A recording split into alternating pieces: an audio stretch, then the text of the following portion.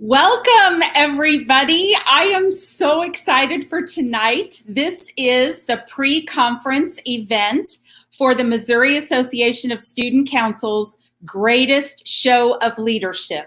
We have been waiting a year for this convention to happen. And tonight, because we decided to do things a little bit differently, we are offering this pre-convention night as an opportunity for you to meet the speakers who are going to be part of our events next week. I'm here in Kansas City with our guru tech person, Preston Hickert. I know most of you know who he is. He's right here with me taking care of all the behind the scenes that are going to be happening tonight. We want to invite those of you that are watching, if you want to make comments in the chat or ask questions, we really want you to do that, especially take this opportunity to get to know our speakers a little bit better. Maybe they have some great suggestions for you that you could really benefit from. So let's get this party started. As you know, we've been saying the show must go on. And tonight, here we are opening the curtains to the greatest show of leadership, MASC's State Convention. Let's welcome our speakers to the screen now.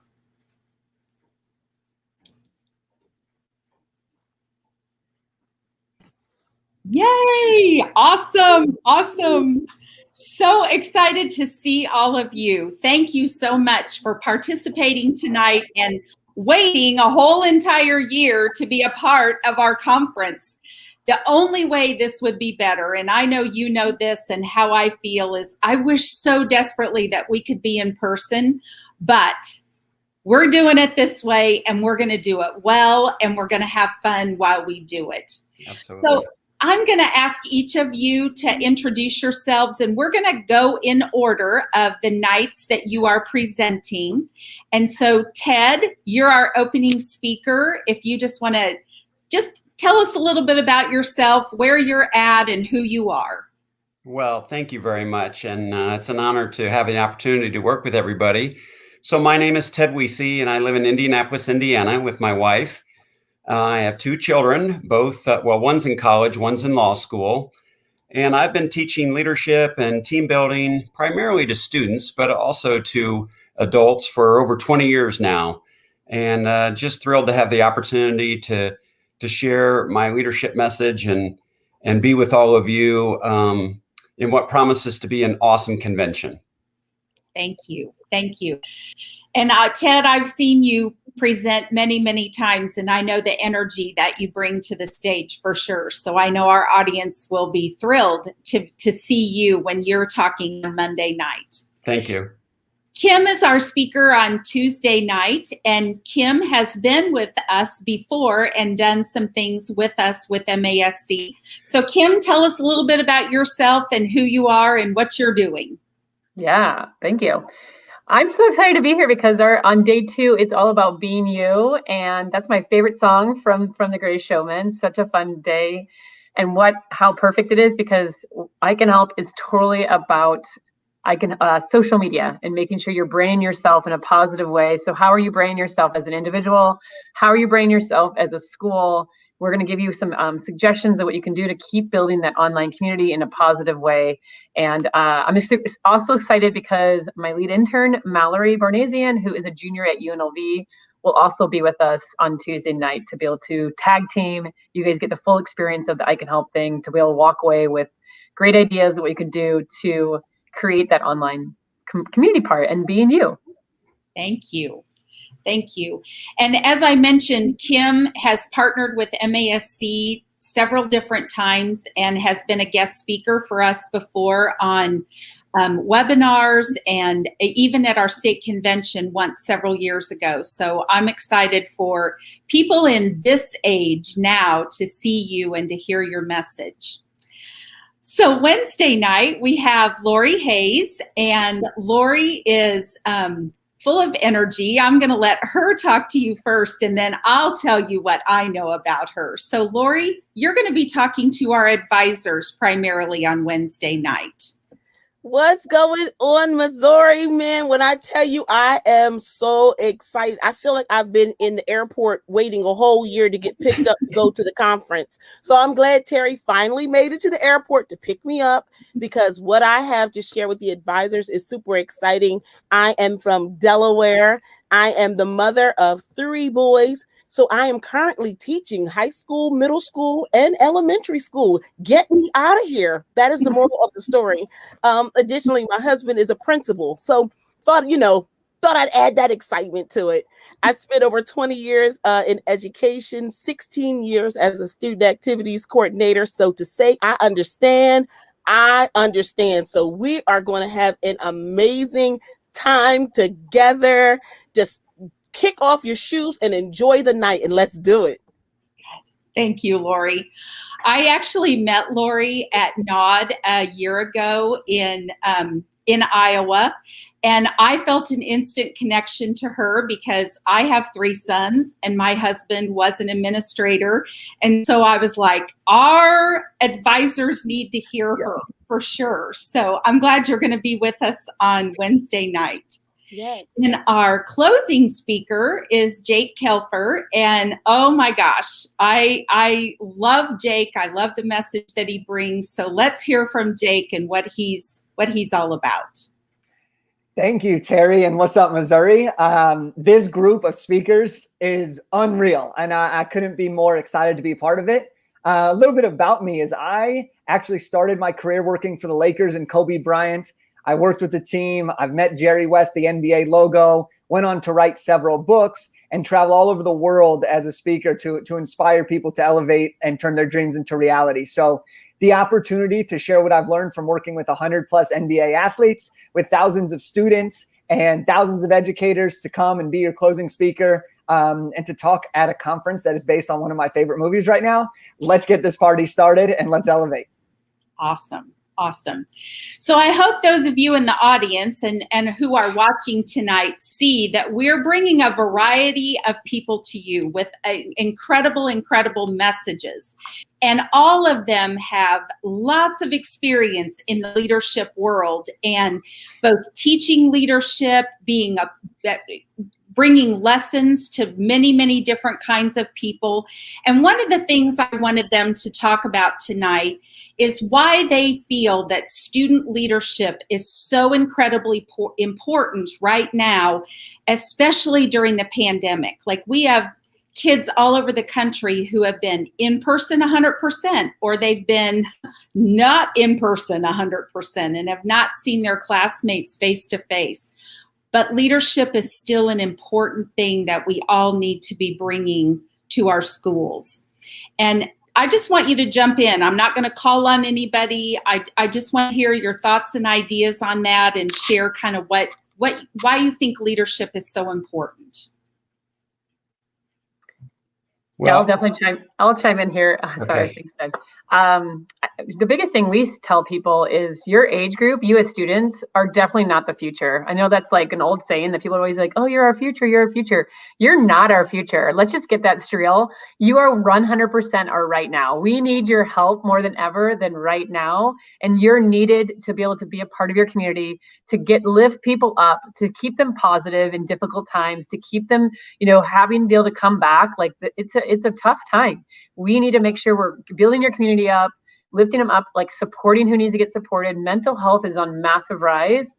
You as leaders need to do something about it. And we're here to give you the ideas. And I'm telling you, you need to first fill yourself up before you can fill others up. And that's what I'm so excited that you're coming to this conference, so we can fill you up and you can get filled up by others, so you can go back to your community and fill others up.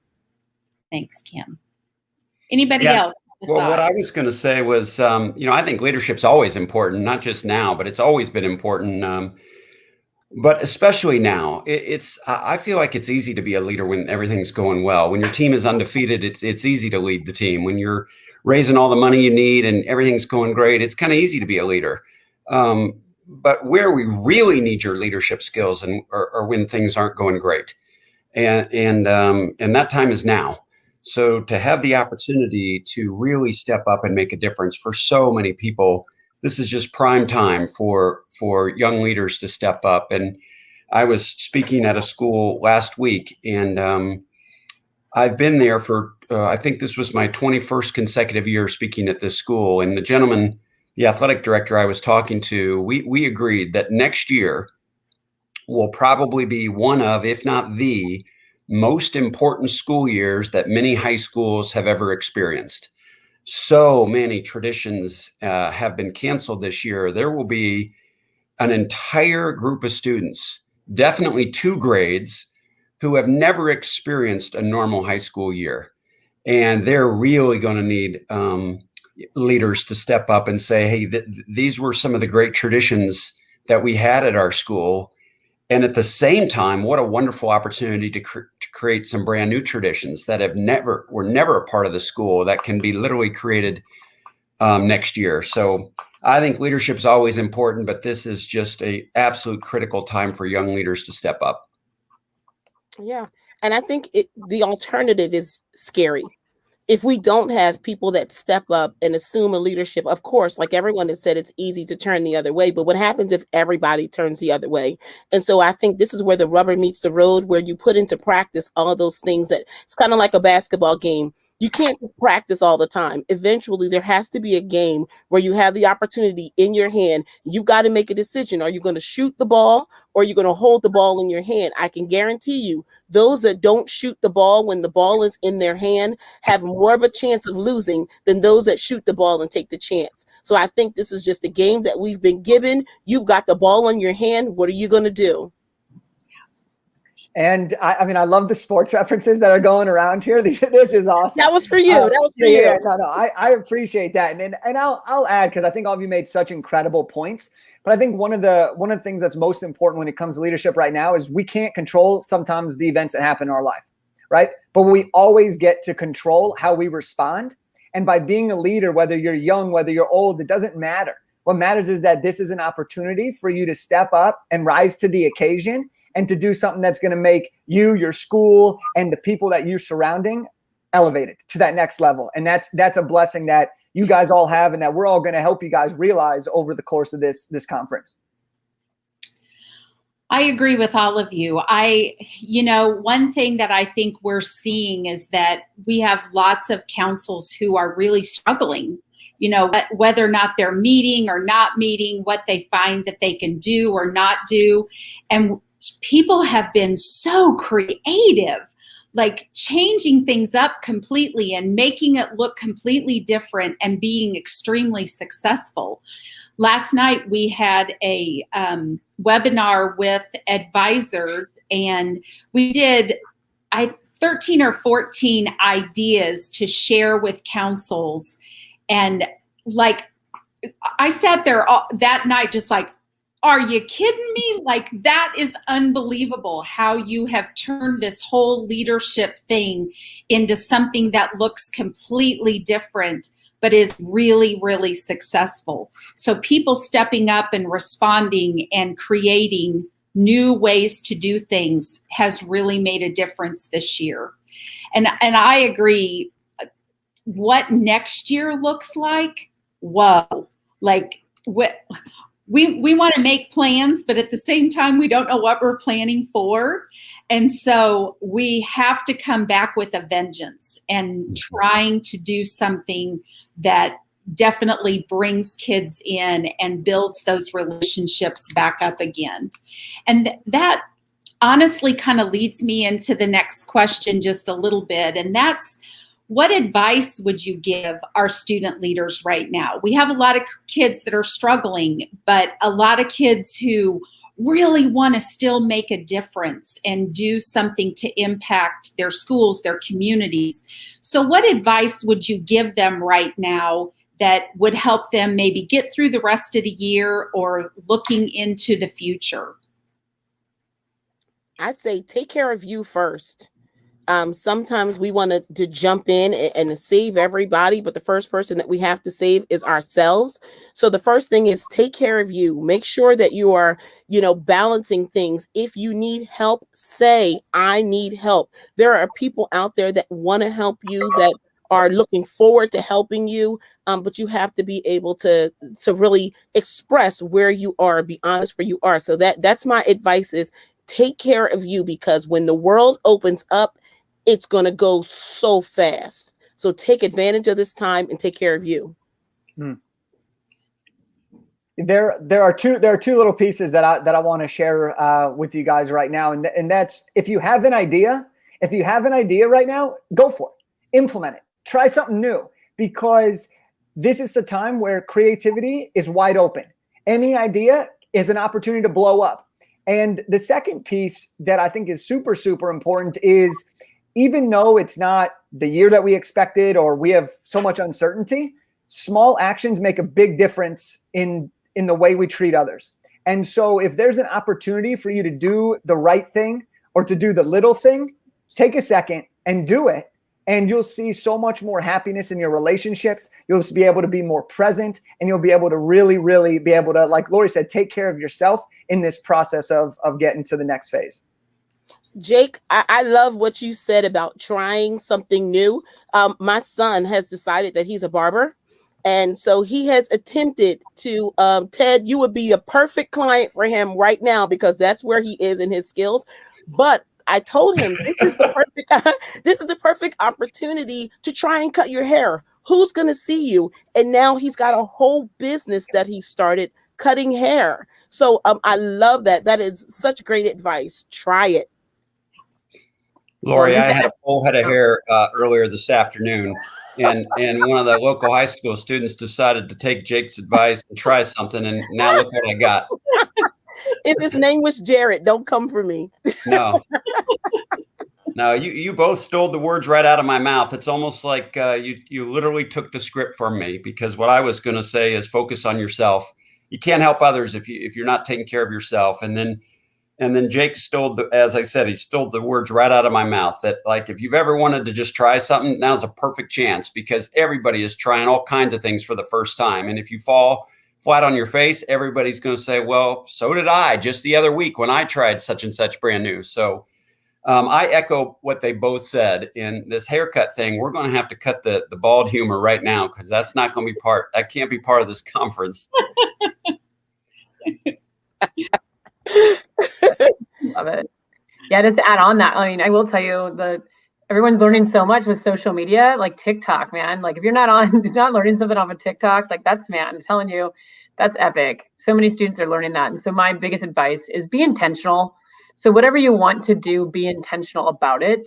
Instead of doing a whole bunch of things, I feel like if you look back at what you guys were doing the past couple of years, I think we were just doing things to do things. And now it's do things with intention. So if you are passionate about mental health and digital wellness, then do something amazing, like create an amazing digital wellness week, like with your school. And I would love to help you out with that, right? Like, we're actually creating some free content and to be able to help schools out with that piece.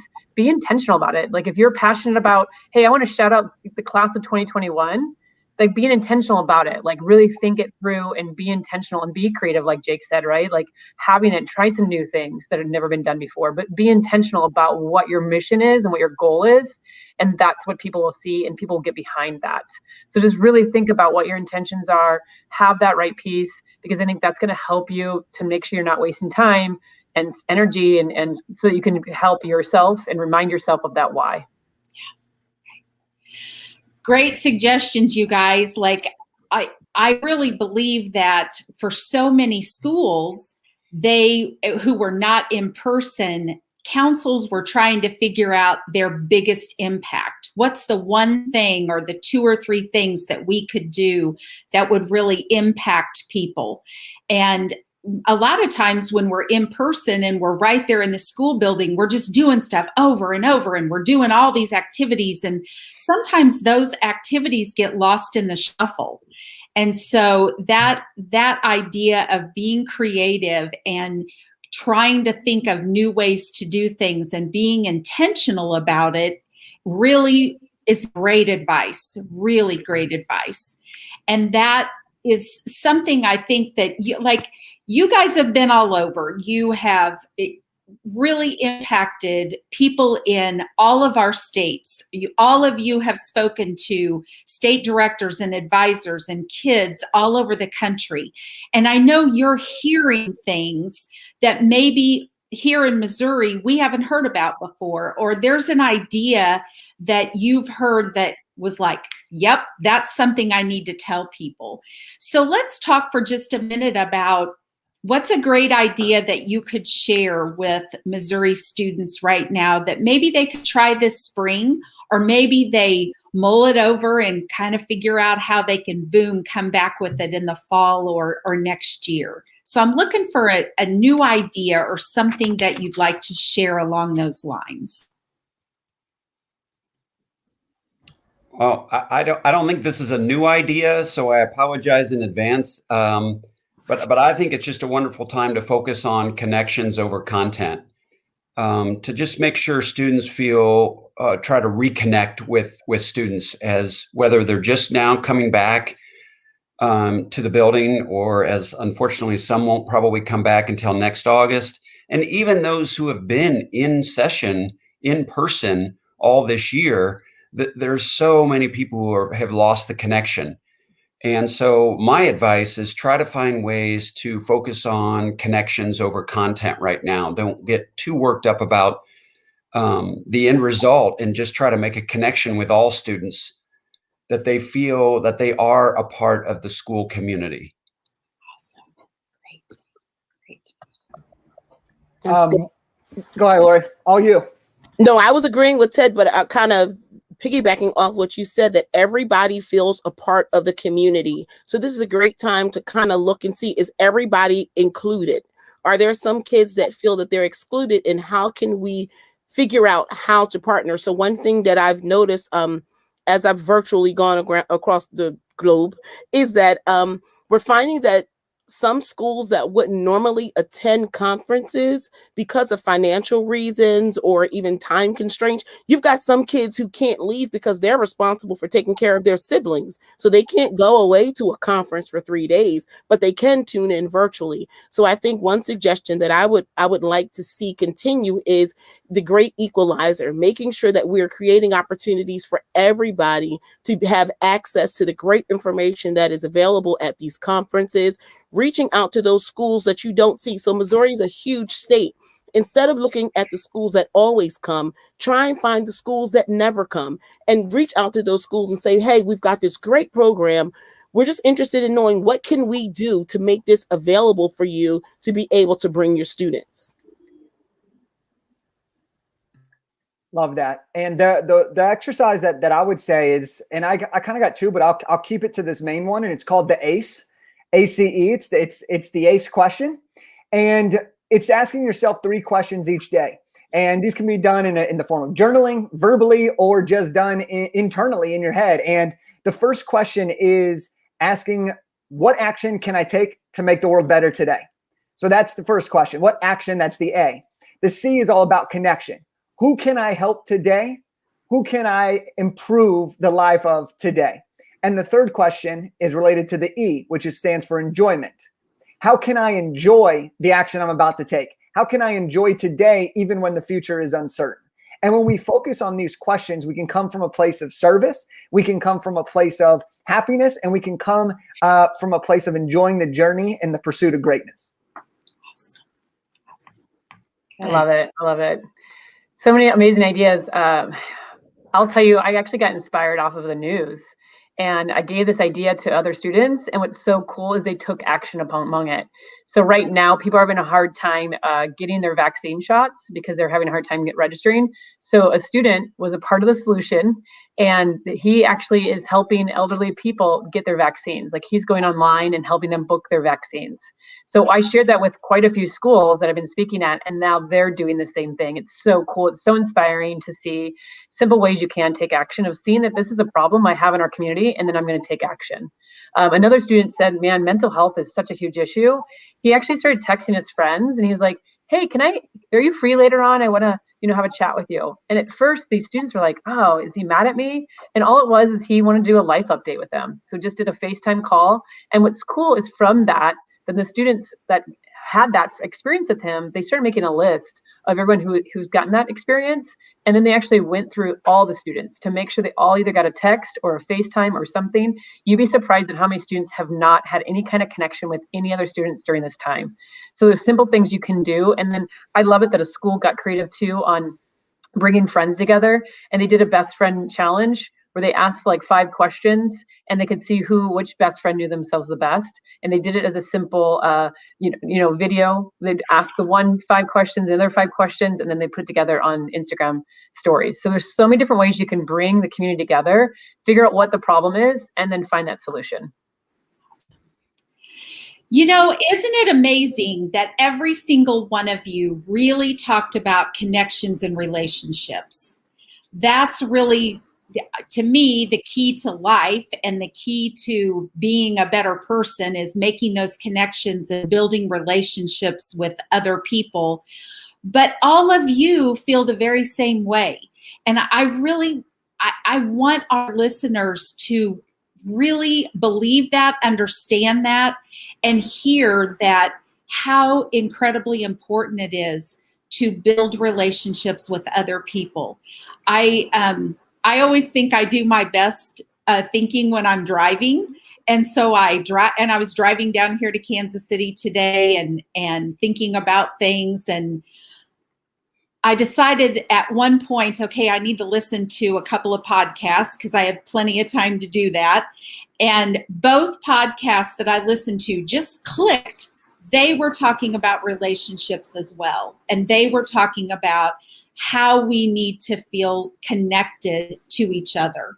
And as Ted mentioned in the last question, what that next school year is going to look like is going to be important for reconnecting with people. We're going to have to figure out a way to do that.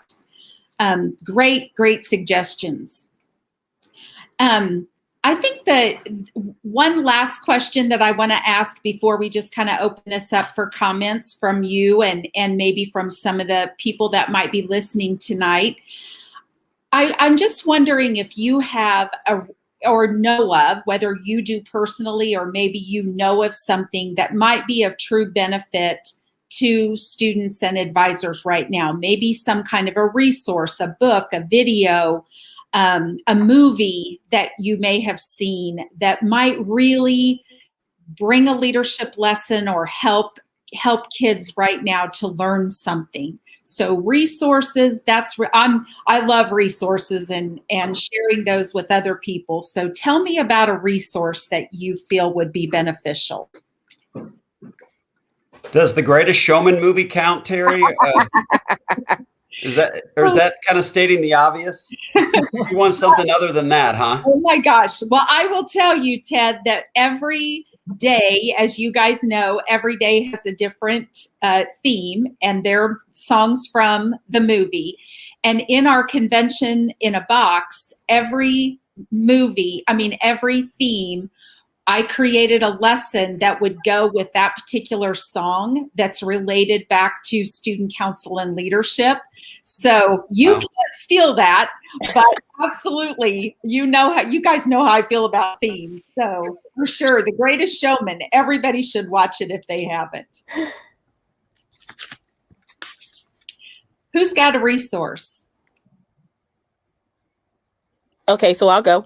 I've been using this book a lot lately with high school. I've been doing a lot of DEI work, diversity, equity, and inclusion work. And there's a book, this book is Anti-Racist, and it has pictures.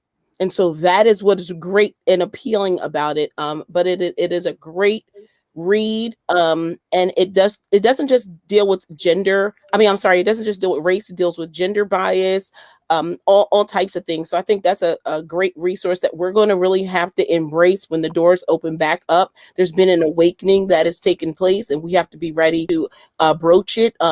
There's another book, it's called Courageous Conversations. I'm looking over, I've got like a whole library over there of books that I can recommend, but getting ready for those conversations, being comfortable, being uncomfortable. So yeah, those are a few books that I would recommend, for just probably because I just got off the meeting with one of them. Thank you. This might seem maybe too simple, but I stumbled across a video on YouTube that I thought was just excellent. I ended up watching it several different times. And I think it was called The Most Inspiring Speech, The Wisdom of a Third Grade Dropout. Different speaker, none of the four of us, but it was just extremely well done. And it's not, you don't have to go out and buy anything. You could just literally watch it. I think it'll probably take 10 minutes at the most, maybe 12 minutes. Again, The Most Inspiring Speech, The Wisdom of a Third Grade Dropout. Highly recommend taking the time to check it out. You'll laugh, you'll think, and I think it's just really well done. And it's simple, and you can do it from your home literally as soon as we're done with this call. Yeah, that's a good one.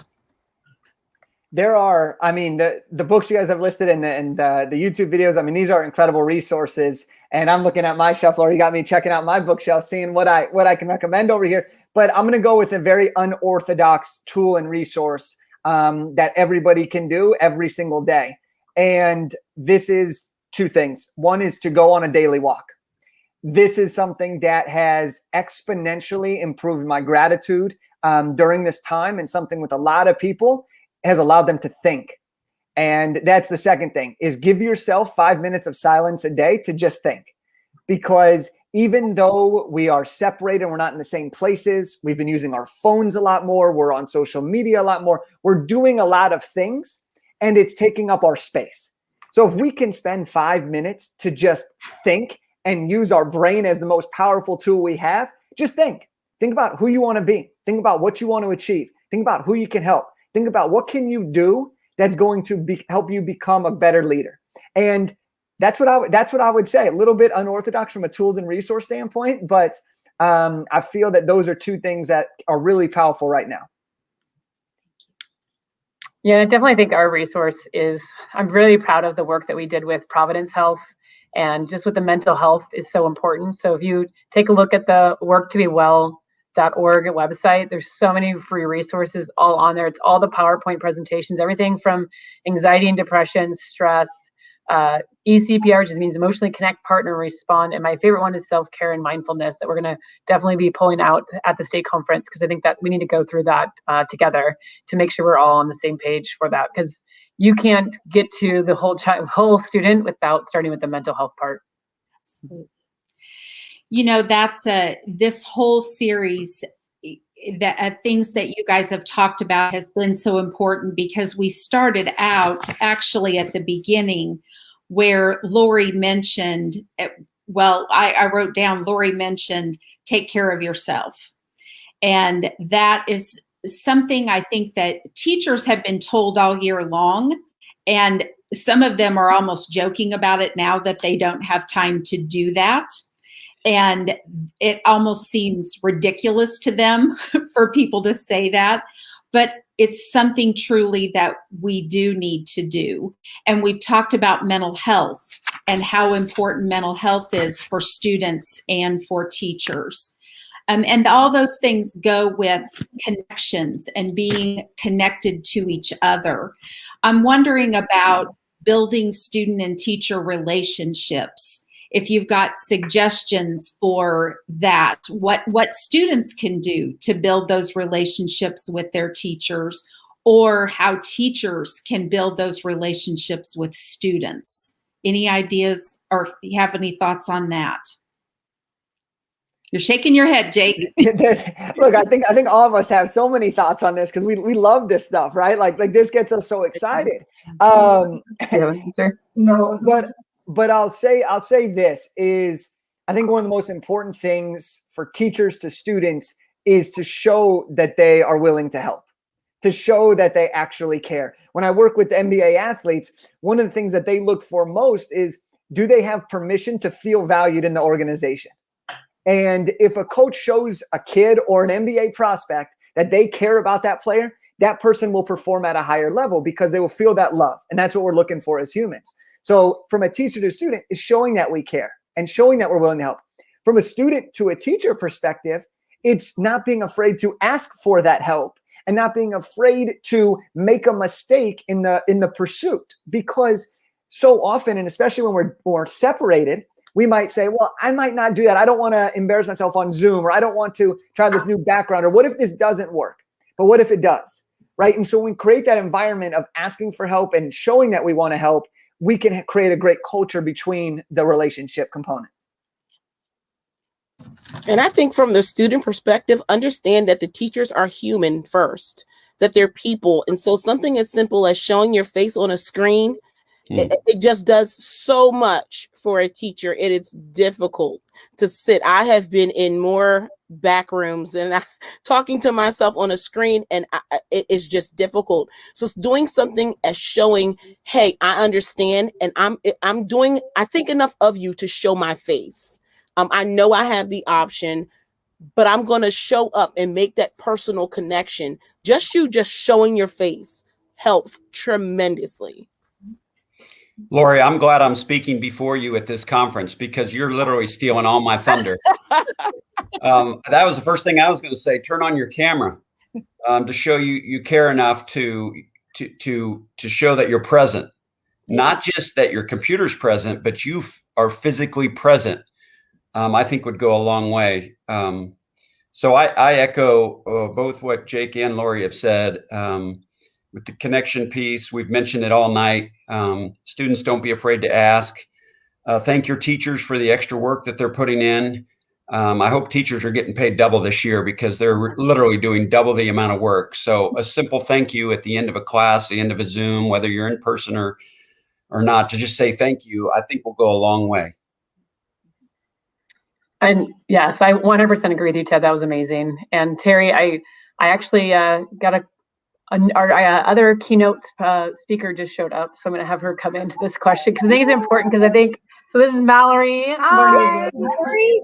Nice to meet you all.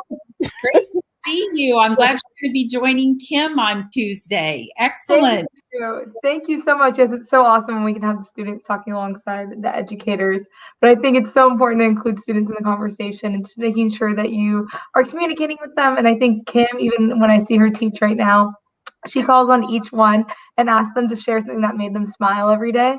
And I think that's so important. I love when my professors specifically call on me and ask about my weekend or my day, just because you're building that connection and you're having that time that you would typically have before class to be able to talk to your educators. But just being able to try and do that over Zoom is so important. Mm-hmm. Yeah. And just what's cool about this connection between the two of us is I always ask the students what their vision is, and I make sure that they know what my vision is as the adult, right? And that's how you bridge that gap between the two of you, that we're both very clear on where we're trying to go and what we're trying to make happen. So those are definitely the pieces that I would suggest anyone to use. So I'm excited that Mallory, her UNLV schedule was acceptable to be able to come and be a part of it. And also, Kim, I think also you said something that I think is important, but on the teacher side is let the kids know where you are sometimes. I know it's a fine line. Sometimes we put on our superhero capes and we're teachers and we can't have a bad day and we're not. No, my son was telling me he's like super protective of his teacher right now because she said, hey guys, I just had surgery. I'm doing the best that I can. And he said, Mom, and they weren't being nice to her. And I said, she just had surgery. And so just her being willing to just let them in a little bit into her personal life. Now he can see her different. He's like, no, I don't want to email her too late because so just let him in just a little bit and let him see the human side.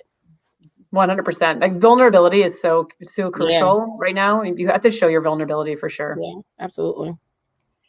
And I think that was the point of us trying to have all of you together tonight, is to let our students and our advisors see you as people. Because I think sometimes, and I was guilty of this myself, it took a lot of courage for me the first time I ever walked up to a speaker after their presentation. And, we see folks like you on the stage and we think they can't be real people. They can't feel the same things that I do. And so that was one of our goals tonight, was to let our folks see the human side of you and who you really are as people, and why Terry said, these guys really need to be in front of our people, because they are, I always say I have to like the speaker to hire the speaker. And to me, you're so much more than speakers. You're incredible human beings and people that I count as friends. And I appreciate you very much. Thank you. Is there, we're closing in on 45 minutes, and I feel like you've all said some really incredible things tonight. But I want to give you one last opportunity to share maybe something that you've been doing during the pandemic. Some of you, like Lori said, she's kind of been confined to her house. I know others have been able to get out just a little bit, but what's something that you've been doing maybe that's been fun or different that's really added to your life over the past few months? Oh gosh. I'm putting them on the spot. I didn't tell them I might ask that question. Well, last year, this week, both my children came home from college. Literally just both schools just kind of shut down. And my son said he thought he'd be home for a week, and he was here for 8 weeks. And he brought a week's worth of clothes. And then here we were 8 weeks later. And the cool thing is I've talked to my son every single day from the time he left. We just really were able to connect. And I feel the same way with my daughter. She was here for not only the 8 weeks, but then she was here all summer. And I just feel like I have totally used this time to connect with my family in a way that would never have been possible if it wasn't for COVID. So COVID has brought all kinds of horrible things to so many people. But the one thing that I have really benefited from is to get to spend so much incredible time. Bonus time is what I called it. Bonus time with my 2 kids and my wife. And that I will never forget. I doubt I will ever again have an opportunity to spend every day, all day for 8 straight weeks with my 2 children. But it's something that I'm going to cherish forever. That was beautiful, Ted. So beautiful.